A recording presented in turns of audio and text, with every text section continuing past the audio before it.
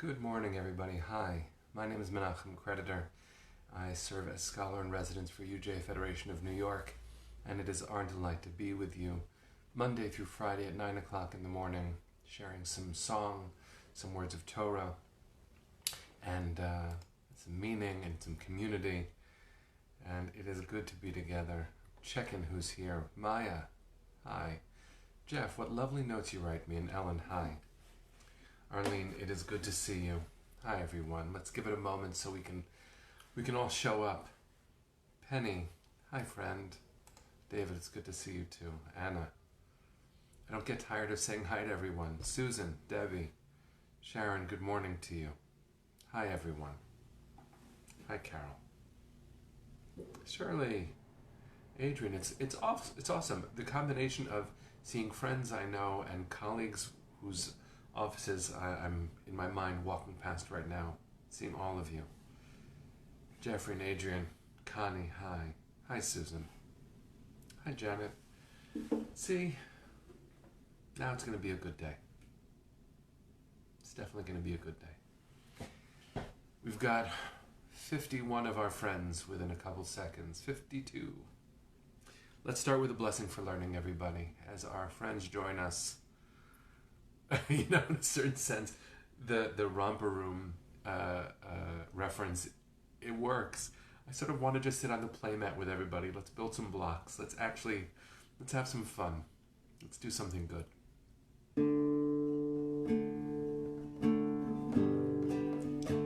All right, we're going to start with a blessing.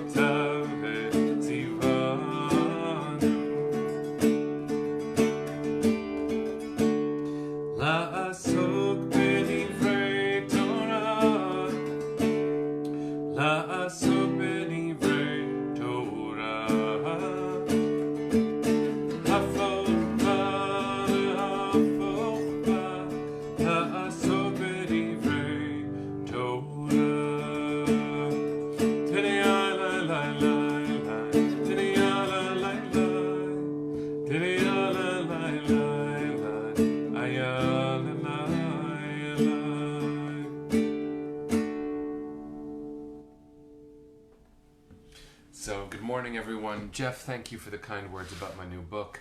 Cyril, Joel, so good to see you and to see friends in New York and friends from my California days. David, it is so good to see you too. Valerie, hope you're having a nice road trip. And Cheryl, Michigan. Seriously, we're all over the place. Who knew? I've been reflecting a lot on what these platforms mean and what the emotionality of them could be. And I don't know if what I'm about to say rings true for you, but I was having a conversation with a dear friend who is a performer of incredible depth, a skillful singer, weaving traditions in a way that really blows my mind. And I reached out and I asked if they would be part of something, at a later date. And they said, because of the limitations of the screen, they feel disheartened about performing. And I totally get that. There is definitely a charge that comes with being in the same place at the same time, feeling the resonance loop as a teacher, as a performer, as many things. But I was trying to share with them what this moment feels like. And I know this is a uniquely precious constant for many of us. The fact that, I can look down and see Kim and Sandy and Shari and Mark and Debbie, what a big gift it is to be present constantly, consistently, every morning at 9 o'clock. It's a different kind of ritual. So on the one hand, the meaning that a screen can't prevent, in fact enables, The meaning of being connected and knowing that we'll be together in this way, that is something of enormous value. Additionally, there have been moments where one comment from one person brings me almost to tears. And the difference between the different kind of interfaces, even on the same screen. A Zoom screen in gallery means I can see a whole community of people. If it's too big, I can't see them all, but then I feel like it's a crowd. On some level, I believe that that's real, and I think it is real. Another friend showed me, Rabbi David Lerner in Lexington and I were having a conversation working to prevent gun violence, as he is an indefatigable champion of gun safety. We were having this conversation on Zoom, and he said, "Do you see your own face?" And I said, "Yeah." He said, "That's not usually how we speak to each other. We don't speak to each other seeing our own face. We speak to each other only being aware of the face of the other." And all of a sudden, I recognized we have gotten used to seeing our own face reflected back to us on a screen. How weird that is. Before March, how weird that is to think about. And he showed me there's actually a way in Zoom, if you click on the top right of your own panel, you can you can hide your face. Oh, that's an interesting thing to think about. You can not see your face while you're speaking with the other, so actually all you see is your friend's face. And I know that sounds so elementary, but what a recognition it is that when I look at you, I have two devices right now. I'm broadcasting on this one, and I'm looking down for the comments on this one. I'm looking at the comments on my lower device, not really my own face, even though I can see it. I simply wanted to point to what reflection means in these days. You know, interestingly enough, you're not allowed to daven facing a mirror. I don't know if you know that. And I remember sitting in a minyan with a dear teacher of mine, Rabbi Danny Landis, in Jerusalem. And we were sitting at the Hartman Institute. It was just a pop-up minyan, really. And I'm sitting next to him, and we're davening, and all of a sudden I realized we were facing a window looking out, except that it was a night minyan. It was Mariv. And because of the way glass works in certain different lightings, it got dark outside, it was light inside, we were looking through the window, but then all of a sudden, I saw us, because the window suddenly turned into a mirror. And I knew the rule, so I said, "Danny, I don't know if we can continue davening. We're looking into a mirror." He said, "Menachem, you're so frum, you're so religious." Now, meanwhile, that's funny given who each of us is in the world, and I am a religious person, but that came from Danny Landis was actually quite entertaining for me. But he said something really wise, and I want to share this with you, because I think it is a deep teaching for this moment. It is a deep teaching when it comes to the screens. He looked at me and he said, "I know you're right, I can sort of see myself. But as long as we are seeing through and not looking at ourselves, if we can see past ourselves, then that's okay. We can still daven." So I want to say that to you. I want to say that to my friend who isn't performing for now, whose voice I miss a lot. We can see through this. This screen is not a mirror. I'm not looking at myself, I'm looking at you. I wouldn't show up this way every morning at 9 if all I saw was myself, trust me. But because I get to encounter you and we get to be together in community, it pulls me in the way community should.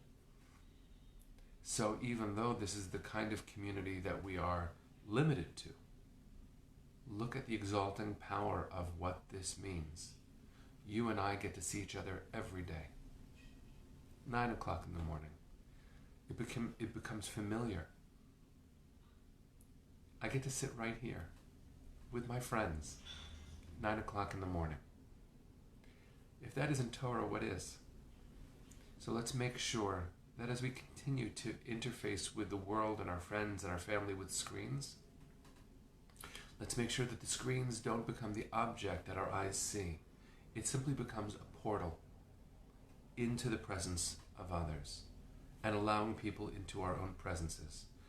The intimacy of this is so interesting too, because you're in my room, you're in my home. I don't think this would have happened any other way. And what a gift it is to share my home with you.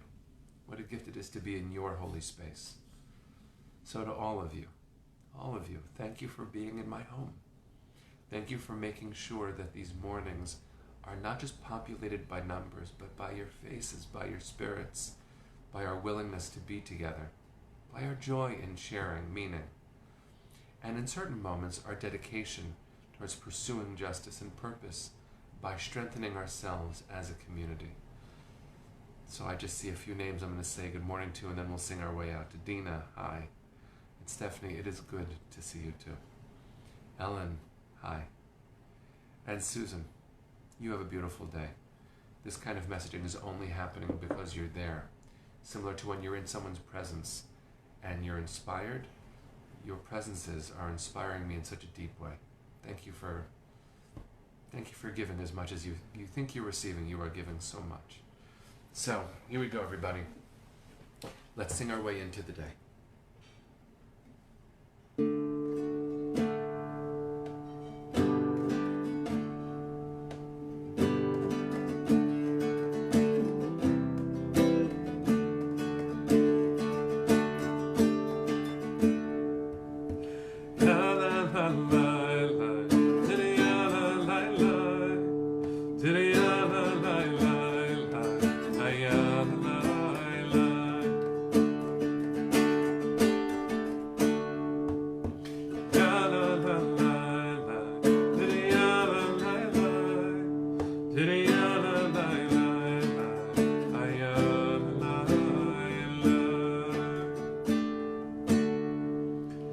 Everybody, Boker Tov. Have a beautiful day. See you tomorrow morning at 9 o'clock.